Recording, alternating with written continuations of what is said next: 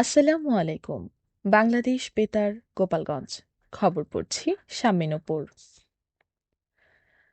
ফরিদপুরে সচেতন নাগরিক কমিটির উদ্যোগে আন্তর্জাতিক ক্লিন এনার্জি দিবস পালিত হয়েছে।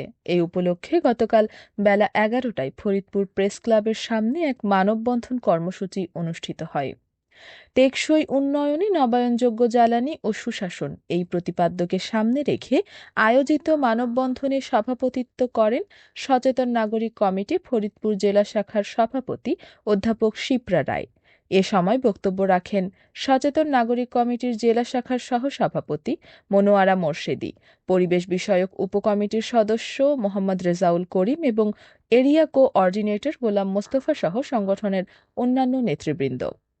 বক্তারা নবায়নযোগ্য জ্বালানির গুরুত্ব ও সুবিধা তুলে ধরে জনগণকে এ বিষয়ে সচেতন হওয়ার আহ্বান জানান।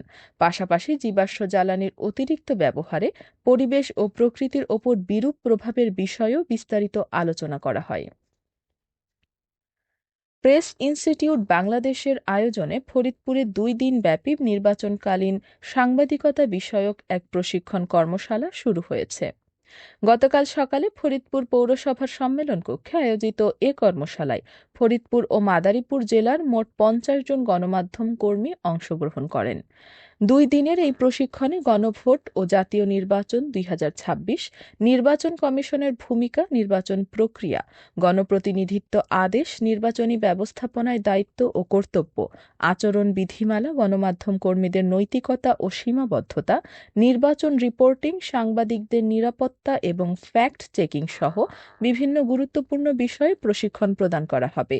প্রশিক্ষণের প্রথম দিনের সেশনে লেকচার প্রদান করেন পিআইবি প্রশিক্ষক মোহাম্মদ শাহ আলম এবং নির্বাচন রিপোর্টিং বিশেষজ্ঞ ও সিনিয়র সাংবাদিক জিয়াউর রহমান।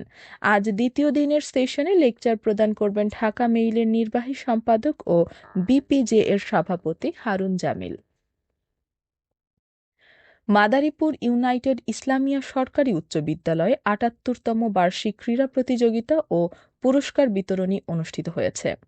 গতকাল সকালে বিদ্যালয় প্রাঙ্গণে খেলাধুলা অনুশীলন, সুস্থ দেহ সুন্দর মন এ স্লোগানকে সামনে রেখে আয়োজিত অনুষ্ঠানের উদ্বোধন করেন মাদারীপুরের জেলা প্রশাসক জাহাঙ্গীর আলম। বিদ্যালয়ের প্রধান শিক্ষক মোহাম্মদ ফরিদুল ইসলামের সভাপতিত্বে অনুষ্ঠানে জেলা পুলিশ সুপার এহতেশামুল হক, সহকারী পুলিশ সুপার বিমল চন্দ্র বর্মন, উপজেলা মাধ্যমিক শিক্ষা কর্মকর্তা মোহাম্মদ শহীদ হোসেন সহ শিক্ষক, শিক্ষার্থী, অভিভাবক ও স্থানীয় গণ্যমান্য ব্যক্তিবর্গ উপস্থিত ছিলেন। দিনব্যাপী বিভিন্ন ইভেন্টে শিক্ষার্থীদের অংশগ্রহণে ক্রীড়া প্রতিযোগিতা অনুষ্ঠিত হয়। বিকেলে বিজয়ীদের মাঝে পুরস্কার বিতরণ এবং শেষে মনোজ্ঞ সাংস্কৃতিক পরিবেশনার মাধ্যমে অনুষ্ঠানটির সমাপ্তি ঘটে।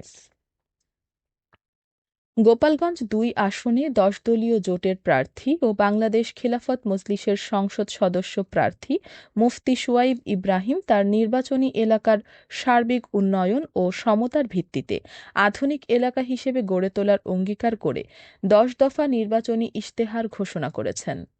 গতকাল দুপুরে ত্রয়োদশ জাতীয় সংসদ নির্বাচন উপলক্ষে গোপালগঞ্জ জেলা শহরের বিসিক ব্রিজ এলাকায় দলটির প্রধান কার্যালয়ে আয়োজিত এক মতবিনিময় সভায় তিনি এসব কথা বলেন। মুফতি সুয়াইব ইব্রাহিম বলেন, তার জোট ক্ষমতায় গেলে গোপালগঞ্জ-২ আসনকে একটি আধুনিক গোপালগঞ্জে রূপান্তর করা হবে। শিক্ষা দীক্ষায় এলাকার মানুষকে আরও উন্নত করার পাশাপাশি সার্বিক সহযোগিতা নিশ্চিত করার প্রতিশ্রুতিও দেন তিনি। এক প্রশ্নের জবাবে তিনি বলেন, জনগণ চাইলে শরিয়া ভিত্তিক শাসন ব্যবস্থা প্রবর্তন করা হবে, তবে এক্ষেত্রে বর্তমান সংবিধানে পরিবর্তনের প্রয়োজন হবে বলেও তিনি উল্লেখ করেন। গোপালগঞ্জ-২ আসনের ১০ দলীয় নির্বাচনী ঐক্যের আয়োজনে অনুষ্ঠিত ওই মতবিনিময় সভায় নির্বাচন পরিচালনা কমিটির নেতা মাসুদুর রহমান, ইজহারুল ইসলাম, ওমর ফারুক, মোর্তজা হাসান ও আহমদুল্লাহ ইসলাম সহ অন্যান্য নেতৃবৃন্দ উপস্থিত ছিলেন। শিক্ষার্থীদের গবেষণামুখী করে তোলার লক্ষ্যে গোপালগঞ্জ বিজ্ঞান ও প্রযুক্তি বিশ্ববিদ্যালয়ে আন্তর্জাতিক সম্পর্ক বিভাগে Bangladesh in global politics, navigating power, security and sustainable development শীর্ষক পোস্টার প্রেজেন্টেশন প্রতিযোগিতা ২০২৬ অনুষ্ঠিত হয়েছে। গতকাল দিনব্যাপী আয়োজিত এ অন্তঃবিভাগ প্রতিযোগিতায় বিভাগটির রেজিস্ট্রেশনকৃত ৫৯ জন শিক্ষার্থী ২৯টি পোস্টার উপস্থাপন করেন। প্রতিযোগিতায় প্রথম স্থান অর্জন করেন সুরভি আক্তার ও আদনান সাকিব, দ্বিতীয় স্থান লাভ করেন মোহনা হামিদ মোমো, জেমিমা আলম জুই ও আফিফাতুন জান্নাত, তৃতীয় স্থান অর্জন করেন তাপসী রাবেয়া হায়দার, মোহাম্মদ মেহেদী হাসান ও সুস্মিতা দাস বর্ণা। বিকেলে বিশ্ববিদ্যালয়ের একাডেমিক ভবনে সনদ বিতরণী অনুষ্ঠানে প্রধান অতিথি ছিলেন উপাচার্য অধ্যাপক ডক্টর হোসেন উদ্দিন শেখর এবং বিশেষ অতিথি ছিলেন ট্রেজারার অধ্যাপক ডক্টর মোহাম্মদ নাজমুল আহসান।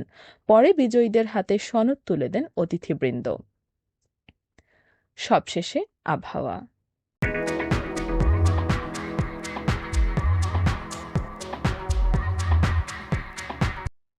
আজ বেলা ১টা পর্যন্ত দেশের অভ্যন্তরীণ নদীবন্দর সমূহের জন্য আবহাওয়ার পূর্বাভাসে বলা হয়েছে, ভোর ৫টা থেকে পরবর্তী ৩ থেকে ৪ ঘণ্টার মধ্যে দেশের নদী অববাহিকায় মাঝারি থেকে ঘন কুয়াশার কারণে দৃষ্টিসীমা ৩০০ মিটার বা কোথাও কোথাও এর চেয়ে কম হতে পারে।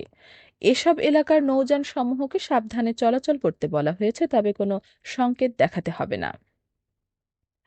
খবর শেষ হলে আমাদের পরবর্তী খবর প্রচারিত হবে সকাল ১০টা ৩০ মিনিটে বাংলায়।